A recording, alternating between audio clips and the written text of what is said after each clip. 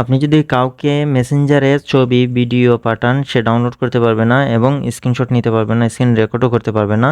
এমনকি 24 ঘন্টা পর অটোমেটিক এই মেসেজগুলো ডিলিট হয়ে যাবে। তো কীভাবে এই কাজটি করবেন আমি দেখিয়ে দিচ্ছি। ভিডিওটি ভালো লাগলে ছোট্ট একটি রিকোয়েস্ট, এটিতে একটি লাইক কমেন্ট করে যাবেন। এই চ্যানেলে নতুন দর্শক হয়ে থাকলে চ্যানেলটি সাবস্ক্রাইব করে সাথে থাকবেন। তো প্রথমে আমরা কী করবো, মেসেঞ্জারটি ওপেন করে নেব। মেসেঞ্জারটি ওপেন করার পর যাকে আপনি এই সিক্রেট মেসেজটি পাঠাতে যাচ্ছেন, তার সাথে এই সিক্রেট মেসেজটি আপনি করতে যাচ্ছেন, তার আইডিতে ঢুকবেন। একবার ঢোকার পর উপরে দেখতে পাবেন তার নামটি শো করবে। এই নামের উপরে একবার ক্লিক করে দেবেন। নামের উপরে ক্লিক করে দেওয়ার পর আপনার সামনে এরকম একটা ইন্টারফেস শো করবে। এখান থেকে একটু নিচের দিকে আসবেন। নিচের দিকে আসার পর দেখতে পাবেন এখানে গো টু সিক্রেট কনভারসেশন, এখানে যে একটা অপশন আছে, এখানে দেখতে পাবেন তালার মতো একটা আইকন আছে পাশে। তো গো টু সিক্রেট কনভারসেশন এখানে আপনি ক্লিক করে দেবেন। এখানে ক্লিক করে দেওয়ার পর আপনার সামনে এরকম একটা ইন্টারফেস শো করবে, নতুন একটা ইন্টারফেস শো করবে।